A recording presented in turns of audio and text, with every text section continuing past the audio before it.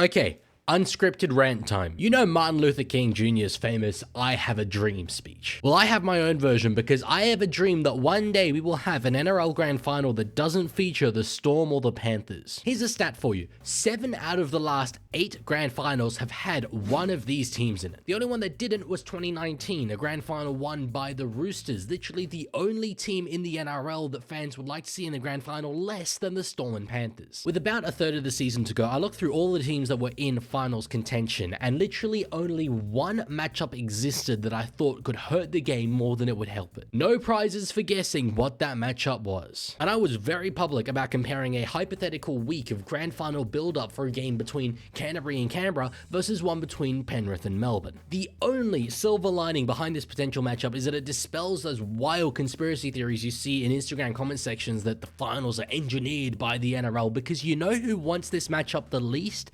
Them. If this grand final was Raiders versus Bulldogs, or Broncos versus Sharks, or hell, even one of those two teams matched up against the Panthers or Storm in a hero versus villain type thing, the interest in the game would be through the roof. The support at the ground would be insane. We'd see fans marching through the streets before the game, local bars absolutely packed out, houses in the local area decorated in the team's colors. It would be brilliant publicity for the NRL. If instead we get Storm versus Panthers, on one hand you've got Melbourne, a team who've made 10 out of the last 19 grand finals, for whom reaching the big dance is an expectation, not a celebration. With that the case, you reckon there'll be Storm fans excited enough to be marching through Flinders Street? On the other hand, the Panthers, who having won the last 4 premierships, not only expect to make the big dance, but expect to win the damn thing. And Penrith fans will tell you that a 5th premiership would mean just as much as the 4 before, but psychologically I refuse to believe that's true. There comes a point where you become desensitized to it. And that is why, despite interest in the NRL being at record highs right now, I really fear for the TV ratings if that's the grand final we get. It could be a real moment of defeat for the NRL to cap off what has been an otherwise outstanding season. I'm going to go off on a tangent here, but my approach to this comes from the perspective of someone who actively defends the salary cap. I would firmly argue that the 2025 regular season proved that the salary cap is working as intended. The Raiders, a team that almost everyone predicted to finish well outside of the top 8, finished in first on a whopping 44 points. The Bulldogs, a side who only a couple of years ago were confined to the bottom half of the ladder, built on a brilliant 2024 to finish in the top 4. Cronulla continued to steadily build with players developed in-house. I mean, the Penrith Panthers were last on the table halfway through the season. That's what I want my salary cap to be allowing to happen. And I mean, look, at the same time, I have been open about the fact that I subscribe to the theory of a false economy existing in the salary cap. If you want my full breakdown on that, I went into much more detail about it in my video on the 2025 Raiders. But while I do think that that works to maintain the status quo in the NRL, I don't think that that's the responsible, limiting factor that many people consider it to be. The thing that has us seeing the same teams in the grand finals year after year is more simple than that. It's the coaches. You could make the world's best salary cap where literally every single team is exactly as good as the other 16 in the competition, but you can't standardize how good coaches are at what they do. That is something unavoidable that will always keep this premiership somewhat uneven. And the simple fact of the matter is that Craig Bellamy and Ivan Cleary are by far and away the 2 best coaches of the last 5 years. They're experienced at this time of year and they are successful at this time of year. And it's a positive feedback loop because them being the best coaches means that they can develop the best players from within. Even with a case like the Storm where there's essentially 0 junior base to rely on, they can still just develop the best roster for themselves. And that isn't really something that we can hold against them. In my opinion, those two plus Trent Robinson over the last decade are a distinct top 3. Wayne Bennett is somewhere in that category as well, but he hasn't won a premiership in 15 years.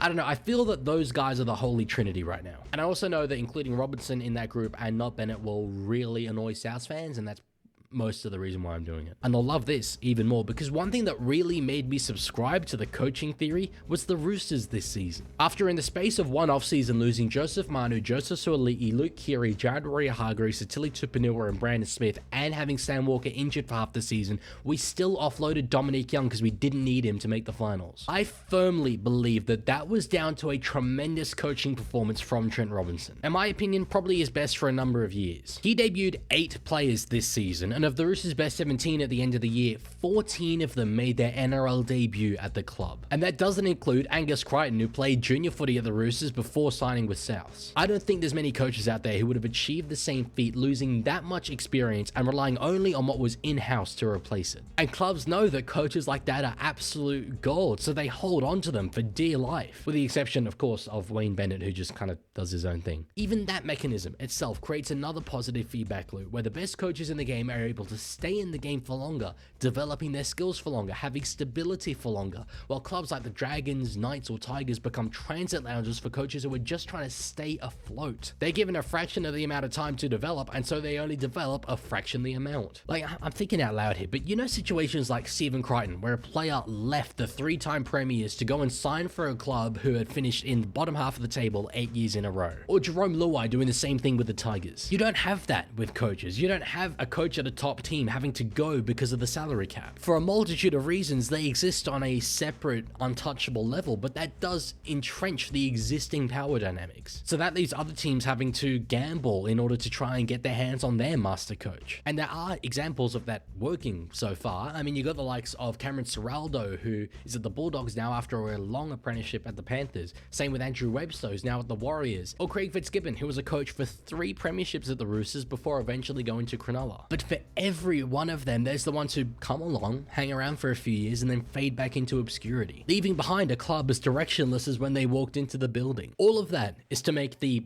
painfully obvious point that these are the best 2 coaches in the league. That is the long and short of it. And so if we get our 3rd grand final in 6 years between their 2 teams, no one has the right to be surprised. In essence, Craig Bellamy, for the love of the rest of the competition, can you please finally retire? And Ivan Cleary, I don't know, man, just get a hobby or something. Take Nathan on a year-long father-son fishing trip. Give the rest of us a break, please. Anyway, look, on a serious note, this grand final isn't inevitable. We could get to Friday night and this video is completely invalidated. And that is an outcome I am actively hoping for. I want this video to age horribly. But personally, I'm accepting it as our fate. I'm coming to terms with it. I'm embracing it. That way, when it does happen, I'll be so incredibly numb to the pain that I won't even feel it anymore. You know what they say, it's the hope that kills you. So if you take anything away from this absolute ramble, it is to abandon all hope. That is the only proportionate response. The only way out of this 2025 season is to forget your dreams and ambitions and embrace the same 2 teams playing the same game for the same prize. Expect the worst and you will never be disappointed.